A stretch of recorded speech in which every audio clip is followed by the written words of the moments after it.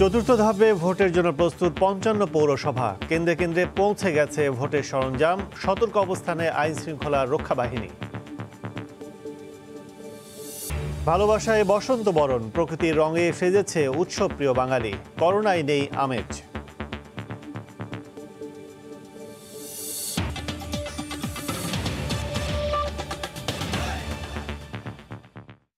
ভোরের সময় সঙ্গে আছে আমি কাজল আব্দুল্লাহ।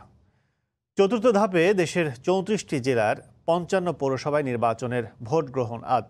এসব পৌরসভার ৭৯৩টি কেন্দ্রে একযোগে সকাল ৮টা থেকে শুরু হয়ে ভোট গ্রহণ চলবে বিকাল ৪টা পর্যন্ত। এই দফায় ৩০ পৌরসভায় ইভিএমে ভোট নেওয়া হবে। বাকি পৌরসভায় ভোট হবে ব্যালটের মাধ্যমে। ইতোমধ্যে কেন্দ্রে কেন্দ্রে নির্বাচনী সরঞ্জাম পৌঁছে দেওয়া হয়েছে। ৫৬ পৌরসভা নির্বাচনের জন্য তফসিল ঘোষণা করা হলেও গত বৃহস্পতিবার রাতে মাদারীপুরের কালকিনি পৌরসভায় ভোট স্থগিত করা হয়েছে। এর আগের ৩ দফায় দেশের ১৪৭টি পৌরসভায় নির্বাচন সম্পন্ন করেছে ইসি। প্রথম দফায় গত ২৮ ডিসেম্বর ২৪ পৌরসভার ভোট গ্রহণ করা হয়। দ্বিতীয় দফায় ১৬ জানুয়ারি ৬০ পৌরসভায় এবং তৃতীয় দফায় ৩০ জানুয়ারি আরও ৬৩ পৌরসভায় ভোট নেওয়া হয়েছে।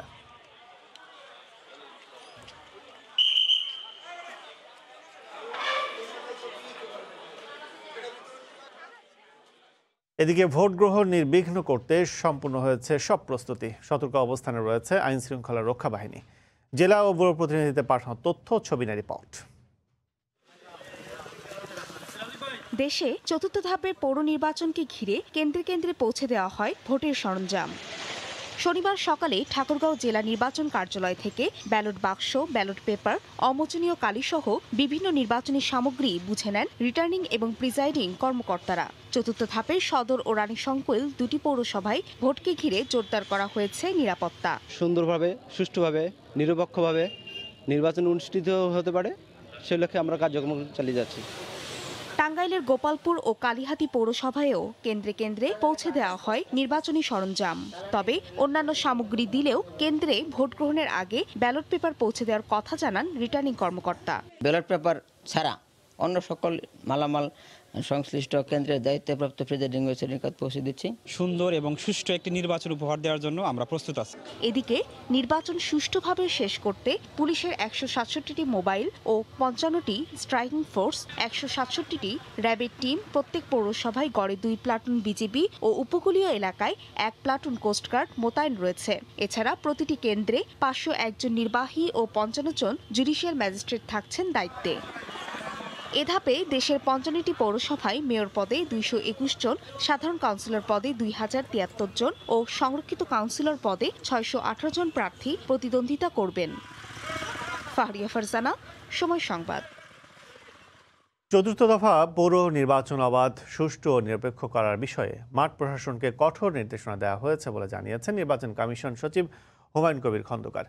গতকাল কমিশনের বৈঠক শেষে তিনি সাংবাদিকদের একথা জানান।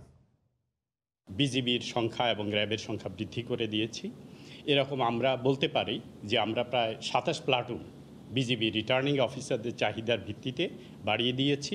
হোম মিনিস্ট্রির যেই গাইডলাইন রয়েছে, সার্কুলার রয়েছে, তার থেকেও বেশি আমরা দিয়েছি। আগামী দিন আমাদের যেই ভোট অনুষ্ঠিত হবে ফ্রি, ফেয়ার এবং একেবারে সুষ্ঠুভাবে সম্পন্ন হবে বলে আমরা আশা। করোনা ভ্যাকসিন প্রসঙ্গ। দেশ জুড়ে পুরোদমে চলছে গণহারে করোনার টিকাদান কর্মসূচি। ষষ্ঠ দিনে টিকা কেন্দ্রে মানুষের যথেষ্ট ভিড় ছিল। টিকা গ্রহণের পর ব্যবস্থাপনা নিয়ে সন্তোষ প্রকাশ করেন গ্রহীতারা। শীঘ্রই আরও টিকা আসবে বলে জানিয়েছে স্বাস্থ্য সচিব। শনিবার ১,৯৪,৩৭১ জন টিকা নিয়েছেন। এ নিয়ে টিকা গ্রহীতার সংখ্যা হল ৭,৩৬,৬৮০ জন। ফারুক ভূঁইয়া, রবিনের রিপোর্ট। নতুন সপ্তাহের প্রথম দিন আর গণহারে টিকা দেওয়ার ষষ্ঠ দিন শনিবার সকাল থেকেই রাজধানীর বঙ্গবন্ধু শেখ মুজিব মেডিকেল বিশ্ববিদ্যালয়ে ছিল মানুষের স্বতঃস্ফূর্ত উপস্থিতি। শারীরিক প্রতিবন্ধকতা ডিঙিয়ে ৯০ ছুঁই মানুষও এসেছেন টিকা নিতে।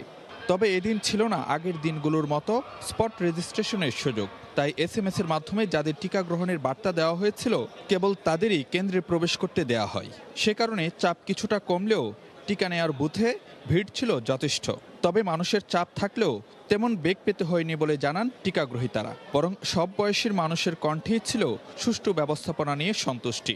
এত সুন্দর ব্যবস্থাপনা বাংলাদেশে আছে, এটার জন্য আমি সংশ্লিষ্ট কর্তৃপক্ষকে ধন্যবাদ জানাচ্ছি। এসে খুব একটা লাইনে দাঁড়িয়ে থাকতে হয় নাই, একদম মানে সিরিয়ালটাও খুব তাড়াতাড়ি পাওয়া গেল। রাজনীতিক আর বিশেষ ব্যক্তিরাও সাধারণ মানুষের প্রতি আহ্বান জানান কোভিড থেকে সুরক্ষা প্রতিষেধক নিতে। ভালো বোধ করতেছি, এখানে ভয় ভীতি অথবা শঙ্কার কিছু নেই। আমাদের সকলেরই উচিত এসে আমরা টিকাদান কেন্দ্রে রেজিস্ট্রেশন করিয়ে টিকা নেওয়া দরকার। এটা নিয়ে আতঙ্কের কিছু নেই, আমি মনে করি এটা তো সবার নেওয়া উচিত। এদিকে টিকা কেন্দ্র পরিদর্শনে এসে স্বাস্থ্য সচিব বললেন, টিকার প্রাপ্যতা নিয়ে নেই কোনো সংশয়। 5.5 লক্ষ মানুষকে ইতিমধ্যে ভ্যাকসিনেশন দেওয়া হয়েছে এবং আজকের হিসাবটা করলে আপনার আমি মনে করি 6 লক্ষ পার হয়ে গিয়ে আরো অনেক বেশি যাবে। প্রবীণদের জন্য স্পট রেজিস্ট্রেশন সহ টিকা দেওয়ার পরিধি বাড়ানোর পরিকল্পনা চলছে বলেও জানান স্বাস্থ্য সচিব। ফারুক ভাইয়া, রবিন, সময় সংবাদ, ঢাকা। দেশের জেলা উপজেলাগুলোতে প্রতিদিনই ভিড় বাড়ছে করোনা টিকা গ্রহীতাদের। কোনো রকম পার্শ্ব প্রতিক্রিয়া দেখা না দেয় আগ্রহ বাড়ছে মানুষের। উৎসবমুখর পরিবেশে চলছে টিকাদান কার্যক্রম। প্রতিটি বুথের সামনে দীর্ঘ লাইনে দাঁড়িয়ে অধীর আগ্রহে সবাই অপেক্ষায় আছেন করোনার ভয়কে জয় করার। চট্টগ্রাম, মুন্সিগঞ্জ, মাদারীপুর সহ দেশের বিভিন্ন জেলা উপজেলায় চোখে পড়েছে টিকা প্রত্যাশীদের দীর্ঘ লাইন। সব শ্রেণীর মানুষের কাছে টিকা পৌঁছে দেওয়ার জন্য নানা পদক্ষেপ নিয়েছে সরকার। ঠিক একই গতিতে সাধারণ মানুষ অংশ নিচ্ছেন টিকাদান কর্মসূচিতে। গেল 4 দিন কয়েকশো মানুষ যেখানে টিকা নিয়েছেন সেখানে গতকাল এসেছিলেন হাজার হাজার মানুষ। টিকা গ্রহণের পর সন্তোষ প্রকাশ করেছেন তারা।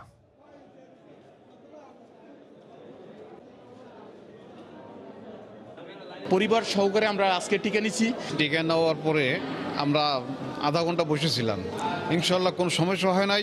আসার পরপরই তো ঢুকতে পারলাম, এমনি তো কোনো সমস্যা না, আবার কোনো ব্যথাও না। আমি মানে শুনছি যে অনেকের কাছে যে এটা কোনো সমস্যা নেই এবং অন্যান্য যে ভ্যাকসিনগুলো আছে সেগুলোর থেকে এটা সহজ। দেশে করোনা ভাইরাস পুরোপুরি নিয়ন্ত্রণে রয়েছে বলে দাবি করেছেন স্বাস্থ্যমন্ত্রী জাহিদ মালেক। শনিবার দুপুরে মানিকগঞ্জ পৌরসভার ভবিষ্যৎ উন্নয়ন প্রকল্প নিয়ে আয়োজিত আলোচনা সভায় তিনি এই কথা বলেন। বাংলাদেশে করোনার নিয়ন্ত্রণে আছে বিধায় আজকে আমাদের এই মিটিংয়ে বসতে পারছি। করোনা নিয়ন্ত্রণে আছে বিধায় কলকারখানা চলছে, লোকে বেকার হয় নাই, রেমিটেন্স পাচ্ছেন, বিদেশে যাওয়া আসা এখনো অব্যাহত আছে, ইম্পোর্ট এক্সপোর্ট চলছে। কন্ট্রোলটা জাদু মন্ত্র দেওয়া হয় নাই, এটা ম্যাজিক না, এটার পিছনে অনেক খাটাখাটি হয়েছে। ফাগুন ও ভালোবাসা দিবস উপলক্ষে জমজমাট রাজধানীর শাহবাগে ফুলের দোকানগুলো। দিন পেরিয়ে রাতেও চলে বেচাকেনা।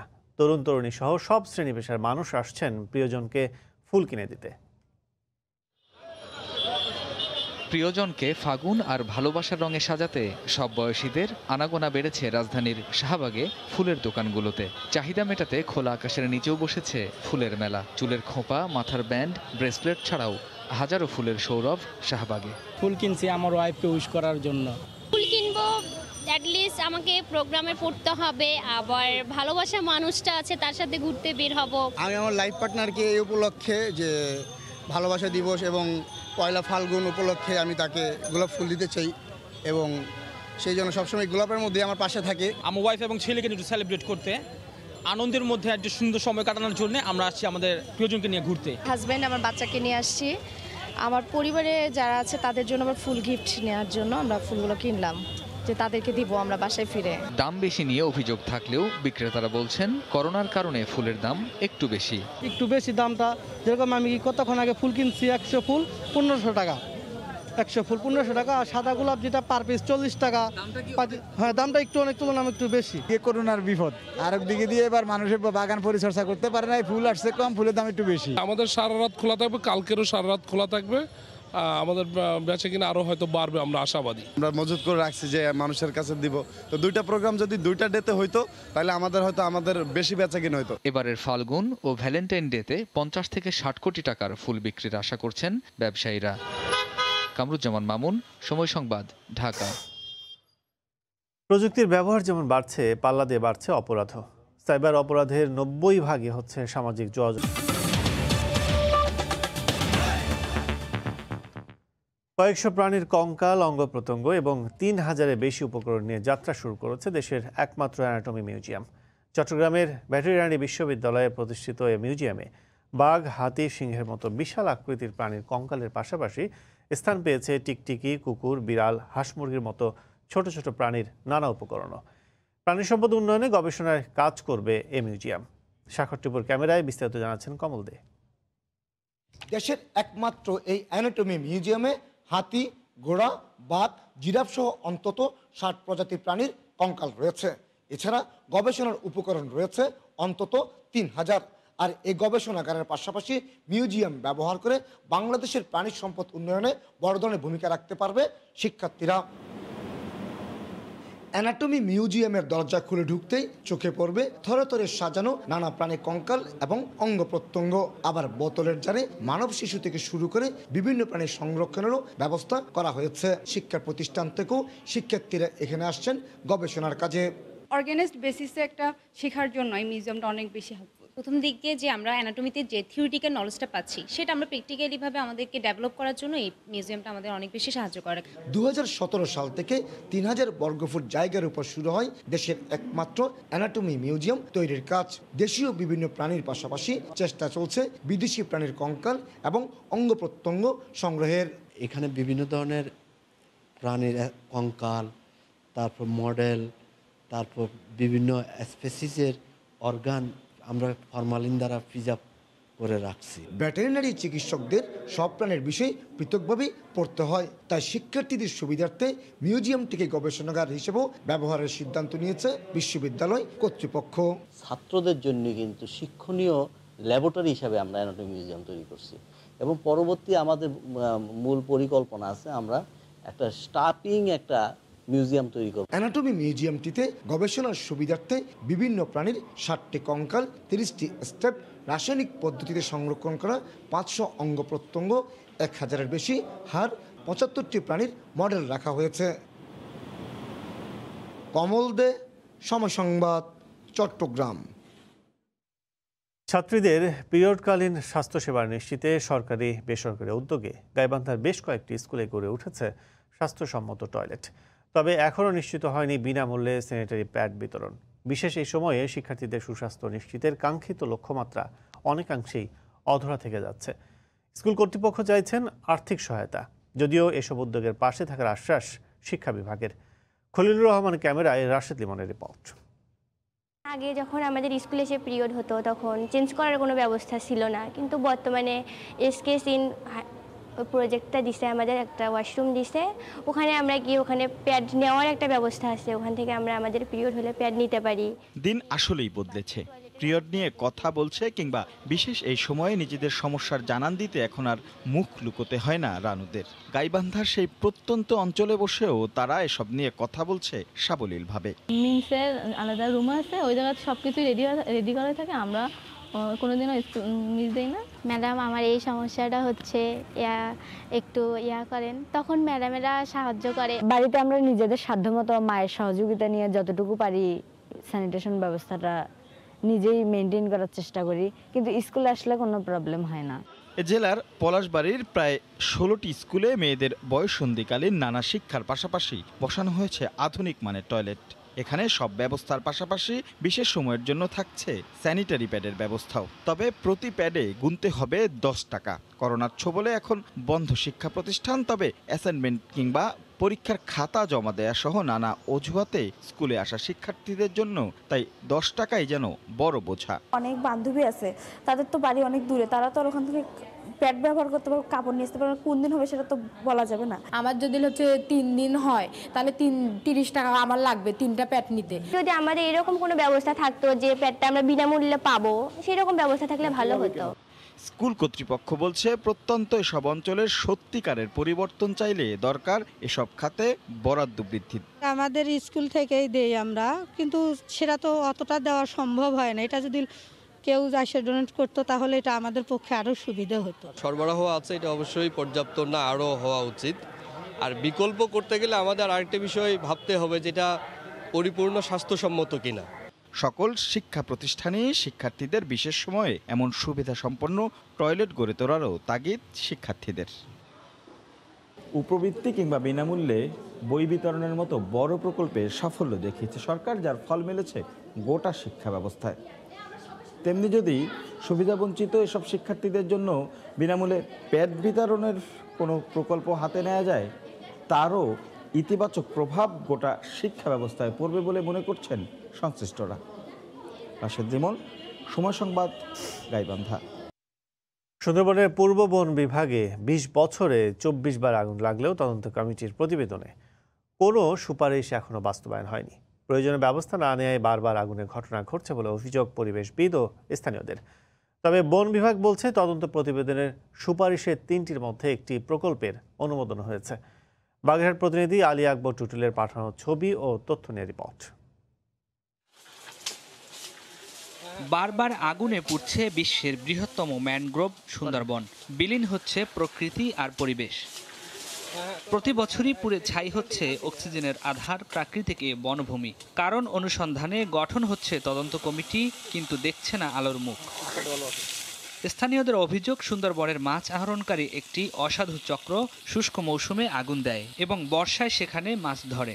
বন কর্মকর্তারাও জড়িত বলে দাবি তাদের, অথচ বরাবরই মামলা হয় নিরীহ মানুষের নামে। আপনার দিনে আইলি এই চক্রে এই সময়কালে আগুন দেয়, আবার বর্ষাকালে আইলি এরা ঔষধ দিয়ে মাছ ধরে। এটা একটা চক্র, এরা থাকে ধরাছোঁয়ার বাইরে, কিন্তু আমরা যারা জেলেরা আমরা ভোগান্তি শিকার। এই চক্রের সাথে বন বিভাগ, বন কর্মকর্তা এরা জড়িত না হইলে কেমনে এটা করে? এদের চিহ্নিত করে এই বিচার আয়ত্তে আনা হোক। তবে আগুন লাগার কারণ হিসেবে তদন্ত কমিটি দায়ী করে আসছে মৌয়ালিদের ব্যবহৃত আগুনের কুণ্ডলি, জেলেদের সিগারেট, দাবদাহ, অনাবৃষ্টি ও অজ্ঞাত দুষ্কৃতিকারীদের। দেয়া হয়েছে নদী ও খাল খনন, ওয়াচ টাওয়ার নির্মাণ করে নজরদারি বাড়ানোর পাশাপাশি বনের পাশ দিয়ে কাঁটাতারে বেড়া দেওয়ার পরামর্শ। এসব অগ্নিকাণ্ডের ঘটনা বন্ধ করতে হলে লোকালয় সংলগ্ন যে এরিয়া আছে সেখানে কাঁটাতারে বেড়া নির্মাণ করতে হবে, খাল খনন করতে হবে এবং পর্যাপ্ত নিরাপত্তা চৌকির মাধ্যমে নজরদারি বাড়াতে হবে। তবে বন বিভাগের এই কর্মকর্তার দাবি, আগুন লাগার বিষয়ে 3টি সুপারিশের একটি প্রকল্পের অনুমোদন পাওয়া গেছে। 3টে প্রস্তাবনা বাস্তবায়নের জন্য আমরা কিন্তু প্রজেক্ট দাখিল করেছি। এর মধ্যে খাল খননের যে প্রস্তাবনাটা, সেটা সুরক্ষা প্রজেক্টে এটা সংস্থান ছিল, সেই প্রজেক্টটা পাস হয়েছে। সুন্দরবনে 24 বারের অগ্নিকাণ্ডে 71 একর বনভূমির ক্ষতি হয়। সময় সংবাদ, বাগেরহাট। দীর্ঘদিন ধরে শুধুমাত্র সিসি সীমা তুলে না দেয় দেশীয় মোটরবাইক শিল্প কতটা এগিয়েছে তা দেখানো যাচ্ছে না বিশ্বকে। তবে দেরিতে হলেও এক ধাক্কায় দ্বিগুণেরও বেশি বাড়িয়ে দেশে 350 সিসির মোটরবাইক তৈরি ও বিক্রির অনুমতি দিতে যাচ্ছে সরকার। এতে সাময়িক লাভ হলেও শিল্প মালিকরা বলছেন 500 সিসি পর্যন্ত বাড়ালে বিদেশি বাইক প্রতিষ্ঠানগুলো এগিয়ে আসবে বিনিয়োগে। জুবের ফয়সালের রিপোর্ট। এই একটি কারখানায় মোটরসাইকেলের কয়েকশো প্রকার পার্টসের প্রায় সবগুলোই এখন তৈরি করছে বাংলাদেশ। অথচ কিছুদিন আগেও 2 চাকার বাহনটি প্রায় শতভাগই ছিল আমদানি নির্ভর। কিন্তু সময়ের সঙ্গে প্রেক্ষাপটের পাশাপাশি বদলেছে মানুষের চাহিদাও। দেশের বাজারে এখন সর্বোচ্চ 160 সিসির মোটরসাইকেল বিক্রি করতে পারেন ব্যবসায়ীরা। কিন্তু কেউ যদি রফতানি করতে চায় তাহলে তৈরি করতে পারে 200 সিসির বাইক। মোটরসাইকেলের আন্তর্জাতিক বাজারে এই চাহিদা আরও বেশি। আবার দেশের ভেতরেও বাড়ছে বেশি সিসির বাইকের আবেদন। তাই সরকার বাড়াতে চায় সিসি সীমা। অ্যাবিলিটি বাড়ার সাথে সাথে সিসির প্রতিও আগ্রহ বেড়েছে। আলোচনা চলছে শিল্প মন্ত্রণালয়ের সাথে আমাদের মন্ত্রণালয়। আমরা খুব শীঘ্রই এই ব্যাপারে একটা সিদ্ধান্ত জানাবো। যারা আছে তাদের স্বার্থ রক্ষা করে, যারা আসতে চান হায়ার সিসিতে তাদেরকেও এন্ট্রি দেওয়া। আলোচনা চলছে 350 সিসির বাইক নিয়ে, কিন্তু ব্যবসায়ীরা বলছেন অনুমোদন দেয়া হোক 500 সিসি পর্যন্ত। এতে অটোমোবাইল খাতে আসবে বিদেশি প্রতিষ্ঠানগুলোর বিশাল অঙ্কের বিনিয়োগ। It's another mistake. খুলতে হলে 500 সিসি পর্যন্ত মিনিমাম খোলা উচিত। 350 থেকে 500 যেতে হলে এই ফাইল কিন্তু 14 জায়গায় ঘুরতে থাকবে। এই ঘুরে সে ডিসিশন নিতে 2 বছর লাগবে, অযথা 2 বছর পিছিয়ে গেলাম। ম্যানুফ্যাকচার হলে এক্সপিরিয়েন্স থাকলে ভেন্ডার আসে, তাহলে আসে না। 350 সিসি কেন, এটা 500 সিসি না কেন? সিসির লিমিট না থাকাই ভালো, কিন্তু কেন বন্ধ করা হয়েছিল এটা পুনর্বিবেচনা করে যারা এটার সাথে ইনভলভ সবাইকে সাথে নিয়ে এটাকে আসলে ডিসিশনটা নেওয়া উচিত। 2017 সালে দেশে 2.5 লাখ মোটরসাইকেল বিক্রি হয়েছিল। পরের বছর রাইড শেয়ারিং সার্ভিস চালুর পর থেকে যার প্রবৃদ্ধি 1 লাফে দাঁড়ায় 3 গুণে। পাশাপাশি 6টি প্রতিষ্ঠান এখন দেশেই তৈরি করছে মোটরসাইকেল। জুবায়ের ফয়সাল, সময় সংবাদ, ঢাকা। ভোরের সময় আরও থাকছে। এখনও তুষারপাতে কাবু বিশ্বের বিভিন্ন দেশ। মস্কোতে রেকর্ড পরিমাণ তুষারপাত। ফ্রান্সে গৃহহীন মানুষের ভোগান্তি।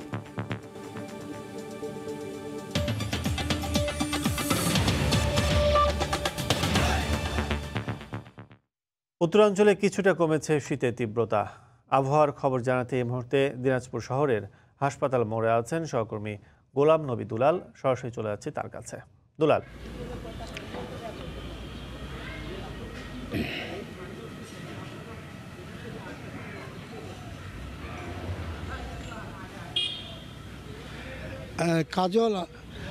কাজল আপনাকে ধন্যবাদ। আপনি জানেন যে দিনাজপুরে যে শীতের যে প্রকোপ সেটা কিন্তু ধীরে ধীরে আপনার কমে আসছে এবং পাশাপাশি বলতে পারি যে এটা মাঘ মাস শেষ হয়ে কিন্তু আজকে পয়লা ফাল্গুন এবং যেটি কি হিমেল বাতাস এবং আপনার যে বাতাসের যে আর্দ্রতা সেটা কিন্তু অনেকটাই কমে আসার কারণে কিন্তু মানুষের যে দুর্ভোগ সেটা কিন্তু ধীরে ধীরে আপনার কেটে যাচ্ছে, উন্নতি হচ্ছে শীতের এই আপনার যে কষ্ট এবং লাভ। আপনি এই মুহূর্তে একজন পথচারী রয়েছেন, এই পথচারীর কাছ থেকে আমরা জানতে চাচ্ছি যে এখন যে শীতের কি অবস্থা। জি, শীত আমাদের দিনাজপুরে আজ থেকে 10-12 দিন আগে কিন্তু প্রচণ্ড শীত ছিল, সেক্ষেত্রে কিন্তু এখন বর্তমানে শীত নাই বলতেই চলে। আমি কিছুক্ষণ আগে রাস্তায় হেঁটে আসলাম, তো সেরকম শীত আমার কাছে মনে হলো না। যে বাতাস ছিল কয়েকদিন আগে সেই বাতাসটাও কিন্তু এখন নাই, শীতের তাপ অনেকটাই কমে গেছে। জানলাম যে পথচারী তিনি বের হয়েছেন, তিনি বললেন যে শীতের যে প্রকোপ সেটা কিন্তু ধীরে ধীরে কেটে যাচ্ছে। আমরাও সেটি দেখছি, বিশেষ করে আপনার সকাল 8টার পরে আমরা সূর্যের আপনার উঠে এবং সূর্য ওঠার কারণে যে তাপমাত্রা কিন্তু বৃদ্ধি পাচ্ছে, এই কারণে মানুষের স্বাভাবিক যে জীবনযাত্রা সেটি কিন্তু অনেকটা আপনার ভালো অবস্থানে চলে আসছে। যে স্থবিরতা ছিল সেটা কিন্তু এখন কেটে যাচ্ছে। আবহাওয়া অফিসে যেটি আজকে রেকর্ড করেছেন তাপমাত্রা সেটি হচ্ছে 12.3 ডিগ্রি সেলসিয়াস। বাতাসের যে আর্দ্রতা সেটি কিন্তু 85%। এই মুহূর্তে শহরের যে হাসপাতাল পর আমরা দেখছি যে এখানে বিভিন্ন যানবাহন চলাচল করছে, তারপরেও কুয়াশার যে রেস সেটি কিন্তু আমরা দেখছি। অনেকে যানবাহন কিন্তু হেডলাইট জ্বালিয়েও কিন্তু চলাচল করতে আমরা দেখছি। পাশাপাশি আপনাকে যেটি বলতে পারি যে খেটে খাওয়া মানুষ বা নিম্ন মধ্যবিত্ত এবং স্বল্প আয়ের যে মানুষ যারা আপনার পেটের দায়ে বিভিন্ন কাজ জন্য বের হতো, তারা কিন্তু গ্রাম থেকে তারা আসছে এবং তারা যেটি জানিয়েছেন যে গত কিছুদিন আগে অর্থাৎ 10-15 দিন আগে যে অবস্থা ছিল সেই অবস্থা অর্থাৎ যে দুর্ভোগ যে দুর্বিষহ অবস্থা ছিল সেটি কিন্তু এখন নেই, অনেকটাই নেই এবং তারা স্বস্তি বোধ করছে এবং তারা যে মোটামুটি এখন শহরমুখী হচ্ছে কাজের জন্য এবং কাজও এখন দেখছি যে মোটামুটি আপনার তারা কাজও পাচ্ছে। পাশাপাশি আরেকটি জিনিস আপনাকে জানিয়ে রাখি যে দিনাজপুরে 13টি উপজেলা, এই উপজেলায় আপনার এখন বড় মৌসুম চলছে, কৃষকরা কিন্তু মাঠে আপনার কাজ করতেছে। বিশেষ করে আপনাকে বলতে পারি যে এই মুহূর্তে আমরা দেখছি যে আগে এই সময়টাতে লোকের সমাগম সেভাবে দেখা যেত না রাস্তাঘাটে, এখন সকাল থেকে আমরা দেখছি যে মানুষজন কিন্তু রাস্তায় বের হচ্ছে এবং যে জবুথবু অবস্থা বা হাড় কাঁপানো শীত সেটি কিন্তু এখন বলতে গেলে অনেকটাই নেই। ধীরে ধীরে কিন্তু শীতের উন্নতি হচ্ছে এবং মানুষজনও কিন্তু আপনার স্বস্তি পাচ্ছে। তো আমার কাছে শীতের সর্বশেষ এই ছিল। কাজল, দিনাজপুর থেকে আবহাওয়ার খবর জানাচ্ছেন সহকর্মী গোলাম নবী দুলাল। আমদানি করা চাল বাজারে আসার পরও বাড়ছে দাম। এতে পাইকারি খুচরা পর্যায়ে কমে গেছে বিক্রি। দাম সহসায় কমার কোনো ইঙ্গিতও নেই রাজধানী পাইকারদের কাছে। লাগাম টানা যাচ্ছে না সয়াবিন তেলের দামেও। মোহাম্মদপুর কৃষি মার্কেট ঘুরে রিপোর্ট করছেন কামরুল হাসান সবুজ। চালের ঊর্ধ্বমুখী বাজার নিয়ন্ত্রণে 1.5 মাস আগে দেয়া হয় আমদানি অনুমতি, কমানো হয় শুল্ক। বিদেশ থেকে দেশের বাজারে আসতেও শুরু করেছে সেই চাল। তারপরও কমেনি, বরং দেশি চালের সঙ্গে তাল মিলিয়ে দাম বাড়ছে আমদানি করা চালেরও। ব্যবসায়ীরা জানান সপ্তাহের ব্যবধানে কেজিতে বেড়েছে 2 টাকা পর্যন্ত। বিদেশি চাল বাজারে এলে দাম কমবে এমন ধারণায় মজুদ চাল আগেই বিক্রি করে বিপাকে পড়েছেন তারা। এখন মাসের 12 তারিখ বেচাকিনি করবো, খুব ধুমছে কিন্তু কাস্টমার নেই। গত 1-1.5 সপ্তাহে বাজার হয়েছে বস্তাবস্তি প্রায় 100 টাকার মতো বাড়ছে। হিসাব ছিল যে 7-8 টাকা পড়ছে কমবে, ওই হিসাবে আমরা 2-3 টাকা লস দিয়ে মালগুলো বিক্রি করে গড়দাম অনেকটা খালি করে আসলাম, কিন্তু খালি করার পরে এখন তো আর ভরতে পারতেছে, একটু বাড়তে পারে সামান্য। তো যে ঢুকছে যে এরকম কন্টিনিউ আরো 1-1.5 মাস 2 মাস ঢুকে, তাইলে ইনশাল্লাহ দেশের কৃষকও বঞ্চিত হবে না সামনের মৌসুমে, এবং এখনো ভোক্তারাও তেমন একটা হবে না। দাম বৃদ্ধির পাইকারি বাজারের প্রভাব পড়েছে খুচরা বাজারেও। এতে দৈনিক বাজারের হিসাব মেলাতে হিমশিম খাচ্ছেন ভোক্তারা। দাম বেড়ে গেলে তো আমাদের পকেট কাটতে হয়। আমাদের জন্য খুবই কষ্টকর এত ঊর্ধ্বগতি হলে। চালের দামটা যদি কম থাকে বাকি দামগুলো আমাদেরকে খুব একটা আহত করে না। কয়েক মাস ধরে এভারেজে অনেক কম হচ্ছে সেল, তুলনামূলকভাবে 25% সেল হচ্ছে। ইন্ডিয়ার বাজারটা মানে ঢোকার পরে ঢুকবো এই টাইমে একটু কমবো এরকম একটা চিন্তা ভাবনা ছিল, এখন ঢোকার পরে এখন আরো দাম উল্টা বাড়িয়ে গেল। চালের বাজারের সাথে যেন পাল্লা দিয়ে বাড়ছে সয়াবিন তেলের দাম। এক সপ্তাহে প্রতি লিটারে বেড়েছে 10 টাকা। 5 লিটার গুলো আগে 605 টাকা ছিল, এখন এটা 650 টাকা হয়েছে, 55 টাকা হয়েছে এক সপ্তাহে। আগে যারা 10 লিটার নিত এখন তারা 5 লিটার নিতেছে দাম বেশির কারণে। আমাদের তো ইনকাম বাড়তেছে না, কিন্তু জিনিসের দাম দিন দিন বাড়তেছে। ব্যবসায়ীরা জানান চাহিদার অর্ধেক তেলও সরবরাহ পাচ্ছেন না তারা। কামরুল হাসান সবুজ, সময় সংবাদ, ঢাকা। বর্ষ উপলক্ষে দিনাজপুরে গ্রাম পুলিশের মাঝে বাইসাইকেল বিতরণ করা হয়েছে। গতকাল সকালে শহরের গৌরী শহীদ বড় মাঠে এ অনুষ্ঠানের আয়োজন করা হয়। এতে প্রধান অতিথি ছিলেন জেলা প্রশাসক মাহমুদুল আলম। দেশে আইন শৃঙ্খলা বজায় রাখতে গ্রাম পুলিশের ভূমিকা তুলে ধরেন তিনি।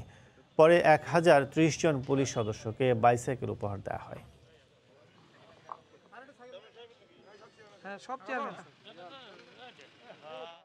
নতুন বিশ্ব নতুন বেতার এ প্রতিপাদ্যে সিলেটে পালন হলো বিশ্ব বেতার দিবস। দিবসটি উপলক্ষে গতকাল সকালে বাংলাদেশ বেতার সিলেট কেন্দ্রে আলোচনা সভা করা হয়। এতে প্রধান অতিথি ছিলেন মহানগর আওয়ামী লীগের সভাপতি মাসুক উদ্দিন আহমদ। এছাড়া 21 পদকপ্রাপ্ত শিল্পী সুষমা দাস সহ অনেকে উপস্থিত ছিলেন। অনুষ্ঠানে যুগের সাথে তাল মিলিয়ে বেতারকে আরও সমৃদ্ধ করার আহ্বান জানান বক্তারা।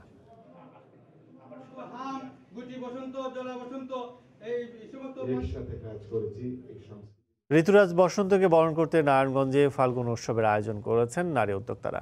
নগরীর জামতলা এলাকায় 2 দিনব্যাপী উৎসবের পাশাপাশি রয়েছে বসন্ত মেলারও। নারায়ণগঞ্জ থেকে শওকত আলী সৈকতের তথ্য, আরিফ হোসেনের ছবি নিয়ে রিপোর্ট। করোনা ভাইরাসের কারণে দীর্ঘ 1 বছর বিরতির পর নারায়ণগঞ্জ নারী উদ্যোক্তা সংগঠন এবার চতুর্থবারের মতো ফাল্গুন উৎসব ও বসন্ত মেলার আয়োজন করে। নাচ গানের পাশাপাশি নারী নির্যাতন বিষয় ছিল সচেতনতামূলক মূকাভিনয়। সেই সাথে র্যাম্প ফ্যাশন শো, মেহেদি উৎসব ও ফ্রি ফটোশুট উৎসবে ভিন্ন মাত্রা যোগ করে। মেলার অন্যতম আকর্ষণ ছিল নাগরদোলা। দীর্ঘদিন পর বড় পরিসরে উন্মুক্ত পরিবেশে এমন উৎসবের আয়োজন করায় বিভিন্ন বয়সের মানুষের ঢল নামে সেখানে। অর্ধশতাধিক স্টল ছাড়াও ছিল ঘরে বানানো মুখরোচক হরেক রকমের পিঠাপুলির সমাহার। করোনার জন্য সব বন্ধ ছিল, তো এখন হঠাৎ করে করছি, অনেক সাড়া পাচ্ছি। ড্রেস থেকে শুরু করে অর্নামেন্টস, জুয়েলারি সবকিছু এখানে আছে। অনেক ভালোই রেসপন্স পাচ্ছি আমরা। করোনাকালীন এই 1 বছর তো পুরোই বন্ধ ছিল, তারপর এত মানুষ হবে আশা করি নাই আমরা। ফাল্গুন আর ভ্যালেন্টাইন ডে এই দুইটা দিনে এত সুন্দর একটা মেলার আয়োজন করাতে আমরা সবাই একত্রিত হয়ে আর কি একসাথে এই উদযাপন করতে পারি 2টা দিন ফ্যামিলির সাথে, ফ্রেন্ডদের সাথে। অনেকদিন যাবত ঘরে বন্দি, মানুষ বেরোতে পারে না, করতে পারে না, এর মধ্যে বেরোইছি, দেখা করতেছি বান্ধবীদের সাথে। আয়োজকরা জানান মেলায় গ্রাম বাংলার পূর্ণ ঐতিহ্য তুলে ধরার চেষ্টা করা হয়েছে। আমরা চাই বাঙালি ঐতিহ্যকে ফিরিয়ে নিয়ে আসতে, এবং তার জন্য আমরা কিন্তু সবসময় বিভিন্ন রকম পিঠাপুলি, গ্রামীণ যে নাগরদোলা, একদম গ্রাম্য যে ফ্লেভারটা পাওয়া যায়, সেটাও কিন্তু আমরা এখানে নিয়ে এসেছি। ফাল্গুন উৎসব ও বসন্ত মেলা চলবে 14 ফেব্রুয়ারি রাত 10টা পর্যন্ত। সময় সংবাদ। তীব্র তুষারপাতে বিপর্যস্ত বিশ্বের কয়েকটি দেশ। এর মধ্যে শনিবার রেকর্ড পরিমাণ তুষারপাত হয়েছে রাশিয়ার রাজধানী মস্কোতে। ঘটেছে বেশ কয়েকটি সড়ক দুর্ঘটনাও। যুক্তরাষ্ট্রের ওরেগন অঙ্গরাজ্যেও এদিন ব্যাপক তুষারপাত হয়। এদিকে ক্রোয়েশিয়ার অ্যাড্রিয়াটিক উপকূলে তুষারপাত অব্যাহত রয়েছে। সফেদ তুষারে ঢাকা চারপাশ, যেদিকেই চোখ যায় বরফের ঢিবি ছাড়া দেখা যায় না কিছুই। বৃহস্পতিবার থেকে অব্যাহত তুষার ঝড় শনিবার ভেঙে দেয় অতীত রেকর্ড। অন্তত 56 সেন্টিমিটার তুষারপাত হয়েছে রাশিয়ার রাজধানী মস্কোতে। তুষারে ঢাকা পড়ায় শহরের বেশিরভাগ রাস্তা যান চলাচলের অযোগ্য হয়ে পড়েছে।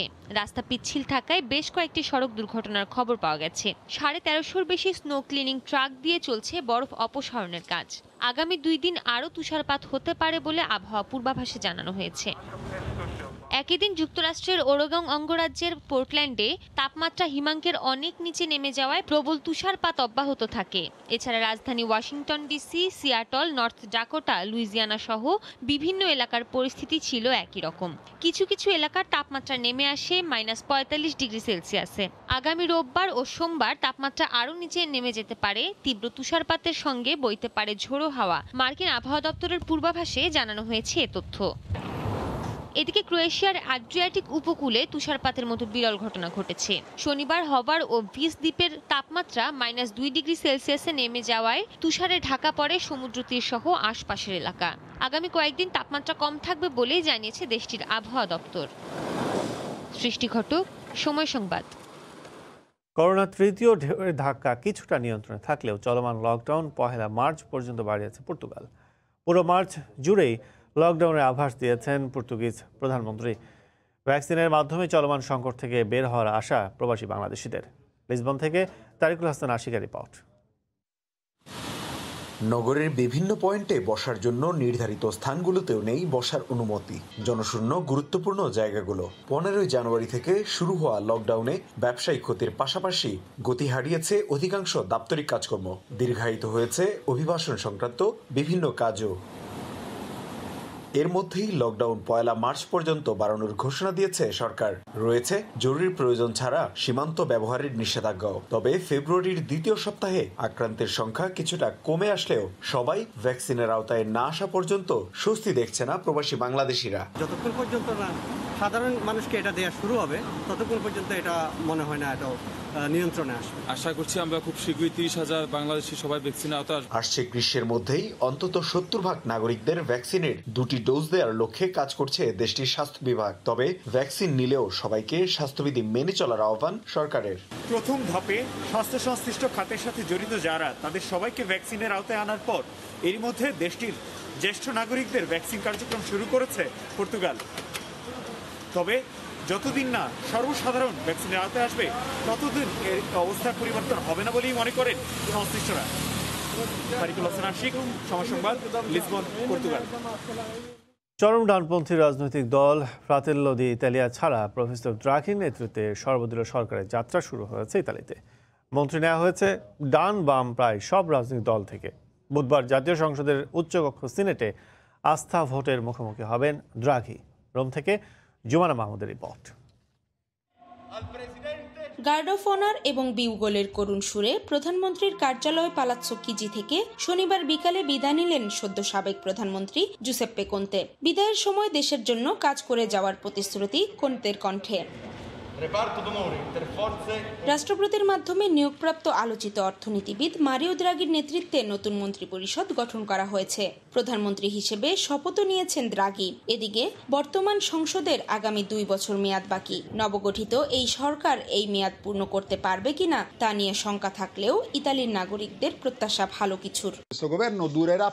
আমরা সবাই একটা ভালো কিছু আশা করছি এই সরকারের কাছ থেকে। আমাদের সবার জন্যই খুব খারাপ সময় যাচ্ছে। আমি আশা করি যারা দায়িত্ব পাবে তারা যেন সত্যি সত্যি জনগণের উজ্জ্বল ভবিষ্যৎ নিয়ে চিন্তা করেন। এই সরকার একটা দল বাদে বাকি অন্য সব দলের সঙ্গে জোট করেছে। আমার মতে এটি টিকবে যতদিন টেকা সম্ভব। নতুন মন্ত্রিপরিষদে 8 জন টেকনোক্রেট মন্ত্রী সহ 23 জন সদস্য রয়েছেন। জুমানা মাহমুদ, সময় সংবাদ, রোম, ইতালি।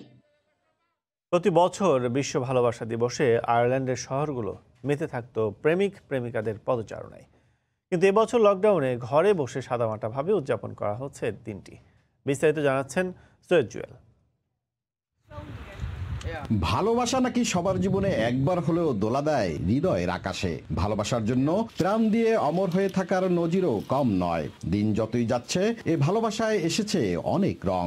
এবছর রং আছে, তবে তা ভিন্ন। করোনা মহামারীতে বছরের সবগুলো উৎসবের মতো আয়ারল্যান্ডে ভ্যালেন্টাইন্স ডে উৎসবেও নেই কোনো প্রাণ। এর মাঝে লকডাউন থাকায় প্রিয়জনকে নিয়ে ঘোরাফেরা থেকে শুরু করে বাইরে খেতে না পারার হতাশার কথাও ফুটে উঠেছে অনেকের মুখে। ভ্যালেন্টাইন্স ডে আসলে প্রতি বছর বাইরে ঘোরাঘুরি এবং খাওয়া দাওয়া করতাম। এবছর লকডাউনে সব বন্ধ থাকে, তারা সম্ভব হচ্ছে না। আশা করি আছি আবার সব দ্রুত ঠিক হয়ে যাবে, আবার আগের মতো স্বাভাবিক দিন কাটাবো আমরা সবাই। For this Valentine's Day, we are wishing you all that coronavirus pandemic will be finished soon. It's too much lazy time at home. এদিকে দেশটিতে পূর্ণ লকডাউন থাকতে পারে আরও 2 মাস। হারানোর ভয়ে যে ভীত থাকে, পেয়ে যে আগলে রাখে, ছোট ছোট খুনসুটি, রাগ, অভিমান, ত্যাগ আর ভালো লাগায় যেটি মিশে থাকে তাই ভালোবাসা। বিশ্ব ভালোবাসা দিবসে সবার একটাই প্রত্যাশা, দ্রুত এই করোনার মহামারী শেষে আবারও নীল প্রজাপতির ডানায় ভর করে উড়ে বেড়াবে উড়ন্ত ভালোবাসা। সৈয়দ জুয়েল, সময় সংবাদ, আয়ারল্যান্ড। বই অথবা সিনেমার পর্দা নয়, বাস্তবেই বৈদ্যুতিক ব্যাটারির মতো কাজ করবে মানুষের শরীর। শুনতে অবিশ্বাস্য হলেও এই অভাবনীয় প্রযুক্তির বিকাশে কাজ করছেন যুক্তরাষ্ট্রের কলোরাডো বোল্ডার বিশ্ববিদ্যালয়ের একদল গবেষক। তারা এমন একটি যন্ত্র আবিষ্কার করেছেন যা আংটি কিংবা ব্রেসলেটের মতো পড়লেই সেটি মানবদেহকে পরিণত করবে জৈব ব্যাটারিতে এবং দেহ থেকে উৎপাদন করবে বিদ্যুৎ। প্রযুক্তির হাত ধরে একে একে বাজারে এসেছে বিভিন্ন স্মার্ট যন্ত্র, সহজ হয়েছে মানুষের জীবনযাপন। তবে এই যন্ত্রে ব্যবহৃত ব্যাটারির কারণে পরিবেশে বেড়েছে দূষণকারী পদার্থের পরিমাণ। এই সমস্যা সমাধানে একের পর এক গবেষণাও চলছে। এবার সেই গবেষণায় নতুন মোড় নিয়ে এসেছেন যুক্তরাষ্ট্রের কলোরাডো বোল্ডার বিশ্ববিদ্যালয়ের কয়েকজন গবেষক। ব্যবহৃত যন্ত্র চার্জ দিতে মানুষের শরীর থেকেই বিদ্যুৎ উৎপাদনের প্রযুক্তি উদ্ভাবন করেছেন তারা। এতে কেবল পরিবেশ দূষণের মাত্রাই নয়, কমবে খরচও।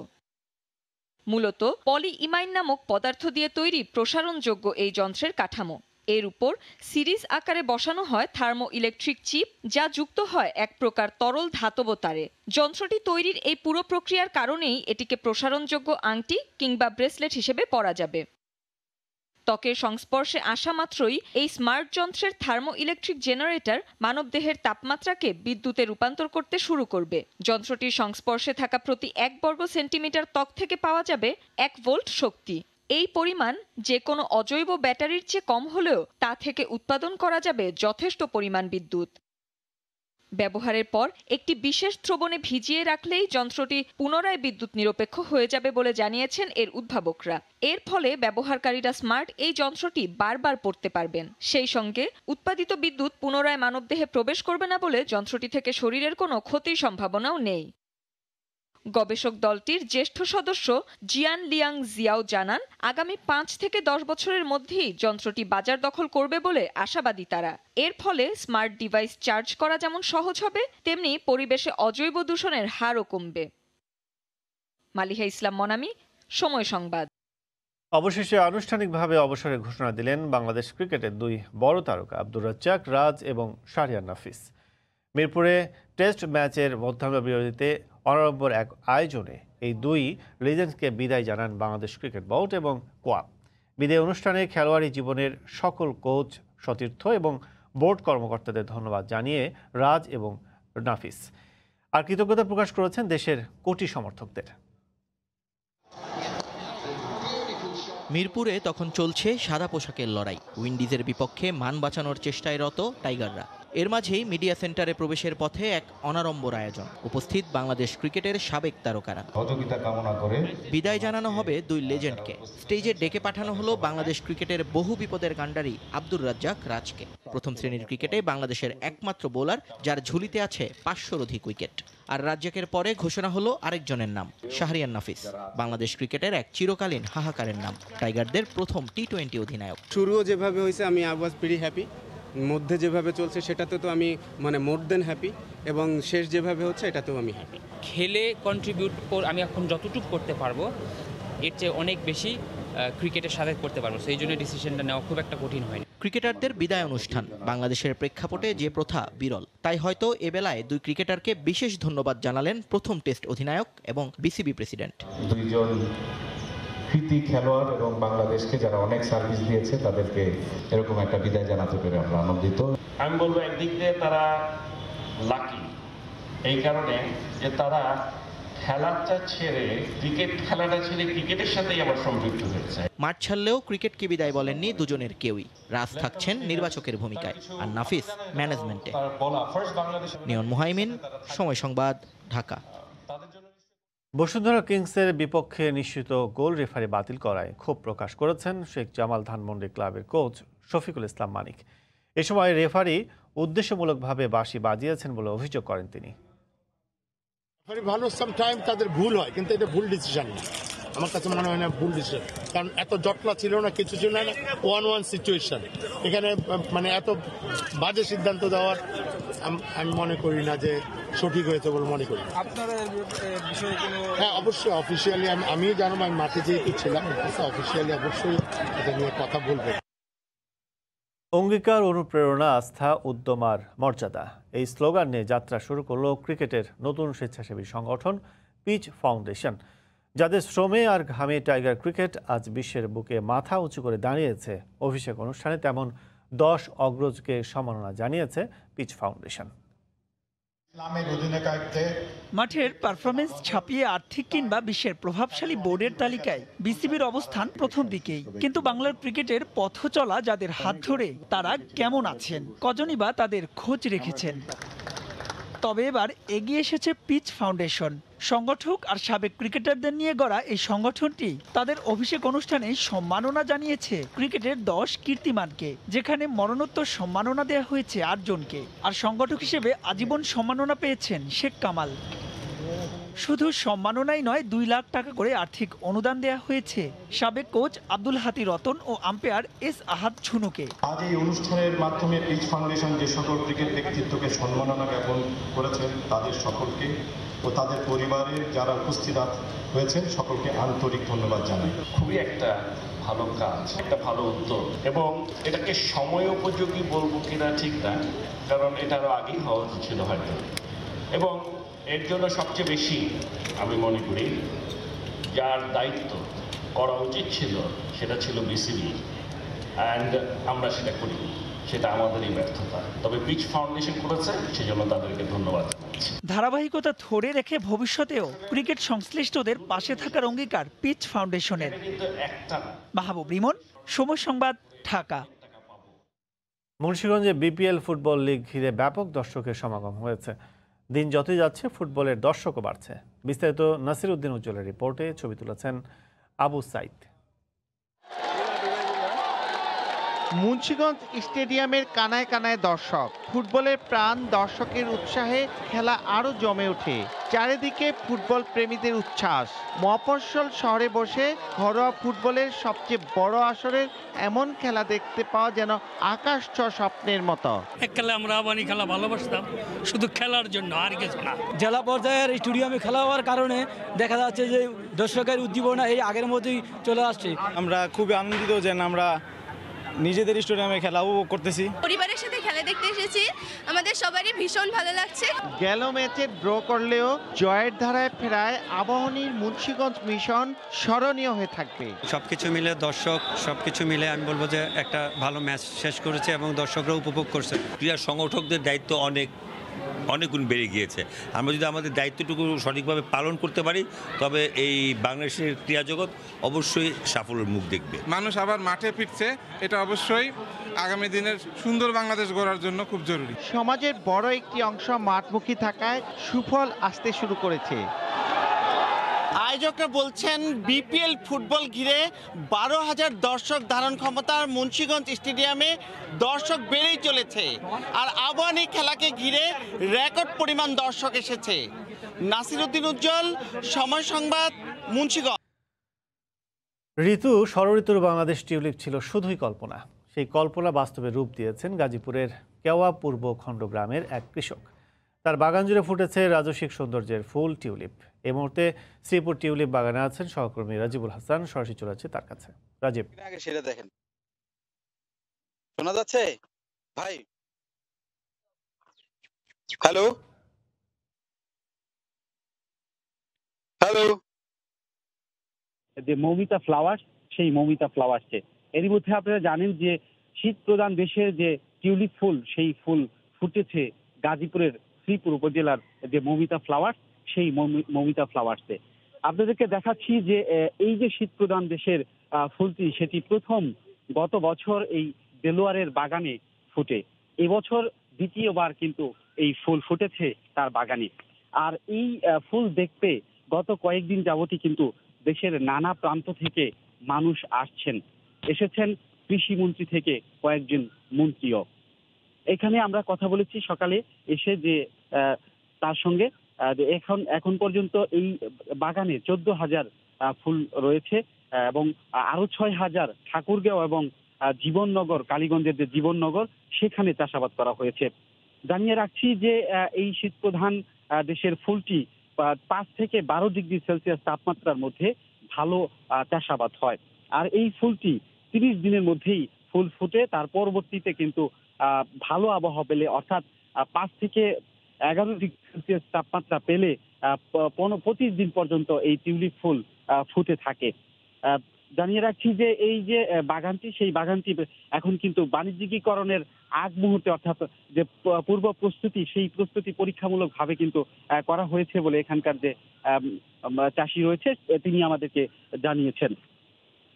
আরেকটি বিষয় জানাই যে এখানে এখন 6 ধরনের টিউলিপ ফুল রয়েছে। এর মধ্যে এবার 2 ধরনের ফুলের চাষাবাদ ভালো হয়েছে বলে আমাদেরকে নিশ্চিত করেছেন। একটি হচ্ছে লাল রং এবং পিঙ্ক, এই 2 ধরনের ফুল এইবার ভালো চাষ হয়েছে।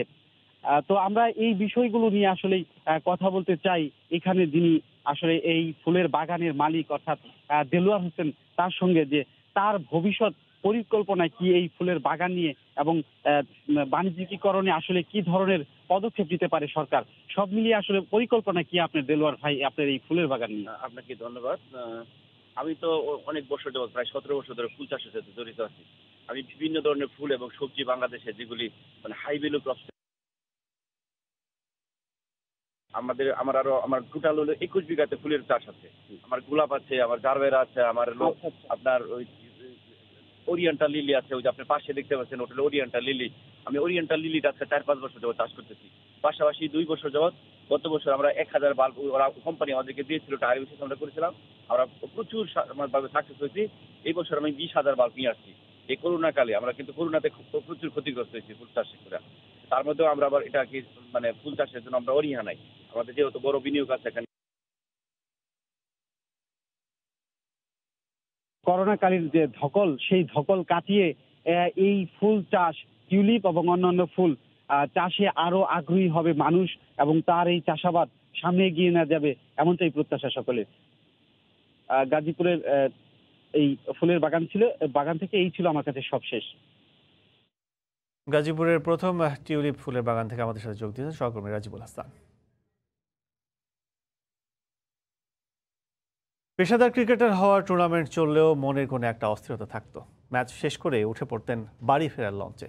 বাবা মা আর পরিবার ছাড়াও যে একজন তার অপেক্ষায় থাকতেন। প্রেমের গল্পটা 2010 সালের। 2017 সালে বিয়ের পিঁড়িতে বসেন পেসার কামরুল ইসলাম রাব্বি আর তাসনিয়া আনোয়ার। সংসার করতে গিয়ে দুজনেই আবিষ্কার করেছেন ভালোবাসার নতুন অর্থ। বিশ্ব ভালোবাসা দিবসে বিশেষ আয়োজনে জেনে নেব বাকি গল্পটা। প্রেয়সীর অভিমানী অভিযোগ, প্রিয়জন কখনো ঘটা করে ফুল হাতে ফেরেন না ঘরে। কারণ দর্শাতে নিজের খেলোয়াড়ি জীবনের কর্মক্লান্তিকে সামনে আনেন রাব্বি। তাতে কি, কোন ফুল চাই তাসনিয়ার? প্রেয়সীর জন্য বেলকনির বাগানে গোলাপ, বেলি কিংবা নীল অপরাজিতা সবই জোগাড় করে রেখেছেন। ছোট্ট করে জানতে চাওয়া, কি করে পরিচয় থেকে পরিণয়। প্রথম পরিচয় মানে দেখা হচ্ছিল রিক্সাতে, আমি বাসার পাশে ছিলাম, ও রিক্সাতে যাচ্ছে, এটাই হলো প্রথম দেখা আর কি। আর প্রথম দেখাতেই ভালো লাগা, দেন ট্রাই করেছি যোগাযোগ করার জন্য। আমাদের টাইমটা একটু আগের ছিল, ব্যাক ইন 2010। সো ওইভাবে ফেসবুক অ্যাক্সেস ছিল না, কন্ট্যাক্টের ওয়ে ছিল না, দ্যাটস ওয়াই একটু প্রবলেম হয়েছে। মাধ্যমে আমি ফোন নাম্বার পেয়েছি আর কি। ও অ্যাকচুয়ালি আমার এক রিলেটিভ ভুল করে তাকে প্রথম ফোন করে, তারপরে প্রথমে তো দেখিনি আর কি, না দেখা জাস্ট ইন ফোন ও মনে করে কথা বলি, বাট যখন দেখা হয় তখন আমি আসলে বলার পরে সেই আমাকে নাম্বার দেয় ওর। এক ছাদের নিচে দুটো মানুষের বিচরণ হবে অম্লমধুর। স্বাভাবিকের ব্যতিক্রম নয় এই জুটিও। তবে সম্পর্ককে এগিয়ে নেয়ার দৃঢ় মানসিকতা থাকতে হবে দুপক্ষের, বললেন তারা। আমার রাগটা হচ্ছে আমি আস্তে আস্তে অনেক রাগে আবার মানে ওইটার থেকে কাম ডাউন হতে অনেক টাইম লাগে, বাট ওরটা হচ্ছে হঠাৎ করে অনেক রেগে গেল, আবার একটু পরেই নিজে থেকেই এসে কথা বলবে এসে। আমরা লাইক এই ঝগড়া করলাম, একটু পরে আবার রেডি হয়ে বাইরে চলে গেলাম এরকম। আমি তো আমার রাগটা কেমন, আমি অনেক রেগে যাই খুব জলদি, দিনে 100 বারও রাগ করতে পারি, আবার 2 মিনিট পরে নরমাল অ্যাজ ইট ইজ। বিয়ের পর জীবনটা বদলেছে জীবনকে দেখার দৃষ্টিভঙ্গিও, পাল্টেছে ভালোবাসা শব্দটার অর্থও। আস্থার একটা জায়গা, লাইফে যে কোনো খারাপ কিছু হোক ও হয়তো সবার আগে ফোনটা আমাকে করবে। At the same time for me, আমিও কোনো একটা প্রবলেমে পড়লে যে আমি প্রথম ফোনটা কাকে করব বা আমি কার কাছ থেকে কমফোর্ট বা শেল্টারটা পেতে পারি, দ্যাটস অবভিয়াসলি হিম। আমার কাছে এখন মনে হয় যে ভালোবাসার জন্য সবচেয়ে বড় ইম্পর্টেন্ট জিনিসটা হচ্ছে স্যাক্রিফাইস আর অ্যাডজাস্টমেন্ট। মুখের বলিরেখা স্পষ্ট হবে একদিন, বাড়বে পক্ককেশের সংখ্যাও। সেই সময়ও ভালোবাসার আরো নতুন সংজ্ঞা খুঁজে ফিরবেন রাব্বি আর তাসনিয়া। ভালোবাসার এই দিনে শুভকামনা তাদের জন্য। জুম্মান সাদিক, জ্যাভলিন, সময় সংবাদ, ঢাকা। শুরুতে গুরু শিষ্য, জীবনে নানা ঝড় সামলে আজ এক হয়েছেন দুজন। পরস্পরের প্রতি সম্মান আর বিশ্বাসী মূল ভিত্তি এসএ গেমসে স্বর্ণজয়ী কারাতে খেলোয়াড় হুমায়রা আক্তার অন্তরা ও বিকেএসপির কারাতে কোচ হোসেন আর মুনের অটুট বন্ধনের। বিশ্ব ভালোবাসা দিবসে দুজন আছেন দুই জায়গায়, অনুভূতি প্রকাশে প্রযুক্তি ভরসা তাদের। করোনা বদলে দিয়েছে জীবনের রং। নিউ নরমাল লাইফে ভালোবাসা প্রকাশেও এসেছে পরিবর্তন।